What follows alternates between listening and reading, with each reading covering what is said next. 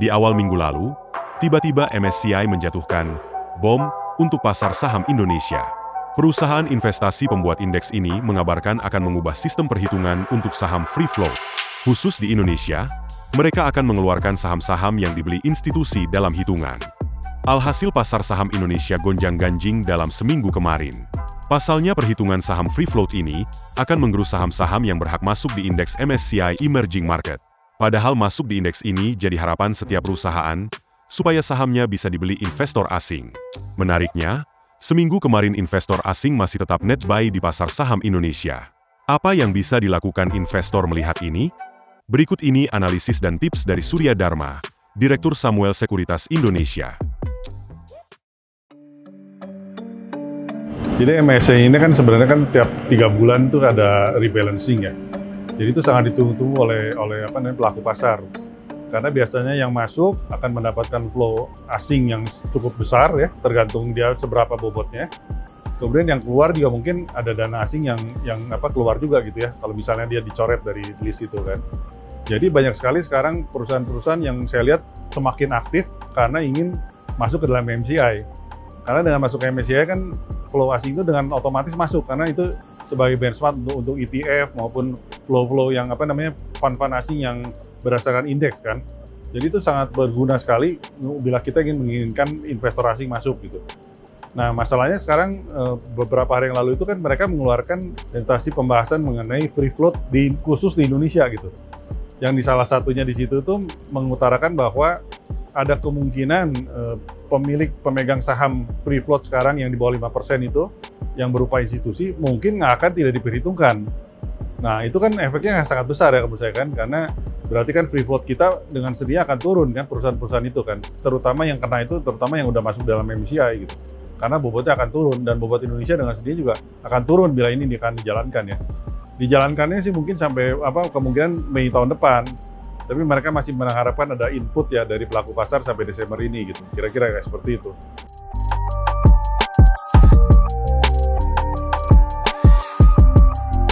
Yang paling terdampak kalau saya lihat memang perusahaan-perusahaan yang sudah masuk dalam MSCI yang dalam hal ini adalah big caps kan. Big cap mau big bank gitu kan, atau saham-saham yang masuk di situ akan sangat terefek lah dari ini gitu kan. Tapi kalau misalnya perusahaan-perusahaan yang belum masuk, mungkin efeknya nggak kerasa. Cuman nanti kalau masuk, kalau dulunya tadi flow-nya mungkin lebih gede, sekarang mungkin jadi lebih kecil gitu kan. Ya, jadi itu mudah-mudahan sih tidak akan dilaksanakan setelah mendapatkan input dari market pelaku pasar kita ya. Karena kita kan sekarang ini kan tujuannya kan ingin meningkatkan ya kepemilikan list dari saham-saham Indonesia di MSCI gitu kan. Yang salah satunya ya dari bobot itu ya, karena bobot Indonesia itu kan relatif kan sekarang tidak begitu besar ya, di bawah 2% gitu, 1,% aja gitu. Sedangkan dulu itu kita bisa 3% gitu. Jadi harapan kita memang semakin banyak perusahaan-perusahaan yang masuk ke situ gitu kan. Nah kalau dengan adanya ini berarti kan bobotnya Indonesia sendiri akan turun gitu kan, karena secara weight kita akan turun semua gitu.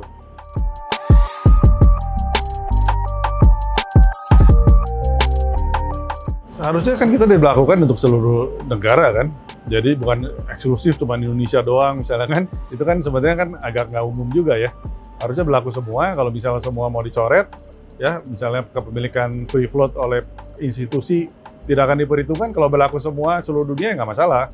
Tapi kalau misalnya berlaku cuma Indonesia, dengan Indonesia dirugikan gitu kan.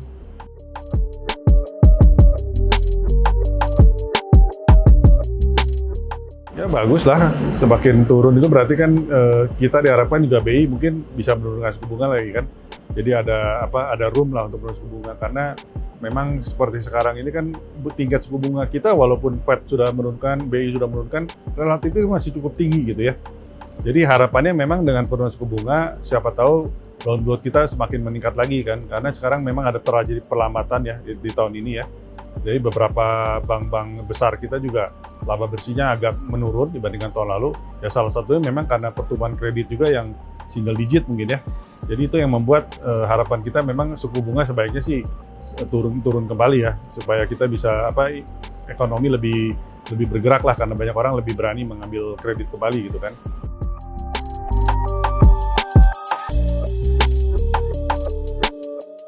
Kalau dilihat sekarang kan yang paling kena dulu itu kan yang efeknya positif ya, terutama kan di SBN ya. Jadi yield kita itu semakin turun dengan penurunan ini kan, dengan sendiri harga-harga SBN itu naik sekarang. Jadi kalau saya lihat banyak sekali SBN sekarang yang harganya itu udah di atas par semua. Jadi yang di bawah par itu udah sedikit gitu. Karena minat beli di situ kan semakin tinggi ya dengan penurunan suku bunga ini. Nah biasanya kalau misalnya udah masuk ke pasar obligasi, nah efeknya biasanya setelah itu ke pasar saham juga gitu. Efeknya positifnya ke situ gitu. Ya mudah-mudahan itu yang terjadi ya. Dan yang menarik sebetulnya dalam 1 minggu terakhir itu di pasar saham kita, net flow asing itu sudah mencapai sekitar 5 triliun lebih ya. Yang saya pikir dengan adanya cerita-cerita MSCI yang sempat bergulir di beberapa hari ini, kan saya pikir kan asingnya keluar, ternyata kan enggak kan, asingnya malah masuk gitu kan. Jadi itu memang hal yang positif juga kalau saya lihat ya.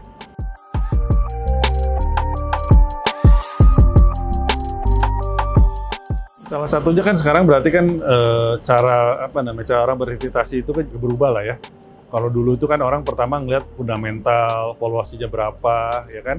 Kemudian kalau orang yang senang yang lebih muda, senang berspekulasi kan melihatnya kan secara teknikal gitu kan.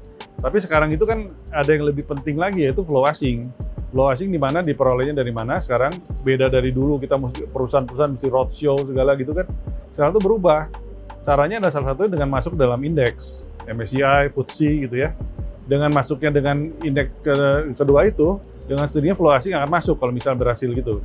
Jadi saya lihat sekarang banyak sekali perusahaan-perusahaan yang berlomba-lomba meningkatkan likuiditasnya dan market cap juga ya. Free float market cap-nya masuk ke dalam indeks itu gitu kan. Jadi banyak sekali investor-investor juga yang melihat ke arah situ gitu kan. Jadi bukan cuma fundamental atau technical, tapi melihat juga dengan hal-hal seperti ini gitu. Itu yang menarik seperti saat ini. Ya beberapa saham kalau kita kan secara konservatif kan kebanyakan kan big caps itu kan perbankan misalnya kan, atau mungkin telekomunikasi. Nah sekarang itu beda gitu. Sekarang kan misalnya ada beberapa saham juga yang misalnya saya kasih contoh misalnya DSSA lah, Aman ya kan, atau dari grup-grup tertentu yang sangat liquid sahamnya sehingga masuk dalam indeks. Dan itu membuat adrenalin dari para investor juga mungkin meningkat ya. Jadi menyukai juga saham-saham seperti itu gitu. Yang saya pikir sih normal-normal saja, di negara-negara lain juga terjadi seperti itu gitu.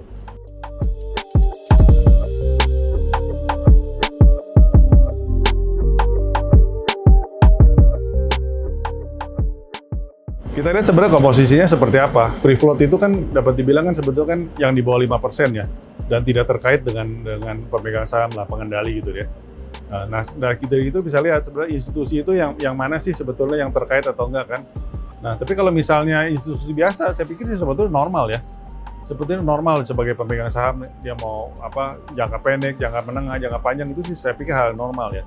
Jadi ya memang kalau misalnya kepemilikannya kebanyakan retail yang individual, mungkin efeknya lebih kecil ya kalau misalnya itu dijalankan ya. Tapi mudah-mudahan sih, tapi dengan dengan input dari para pelaku pasar, seharusnya sih mudah-mudahan nggak dilakukan ya keputusan itu gitu.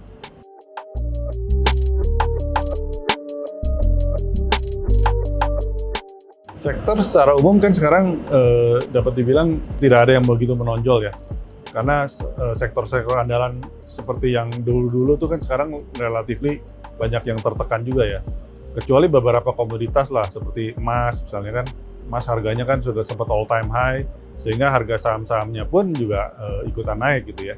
Atau misalnya mineral-mineral lain lah. Ya kan yang ada rare earth lah, atau misalnya kan seperti timah juga kan tiba-tiba kan naik karena dihubungkan dengan itu juga. Kemudian saham-saham sektor seperti itulah yang kita mesti lihat secara spesifik lah kan sentimennya ya, lebih ke sentimen sih kalau saya lihat ya.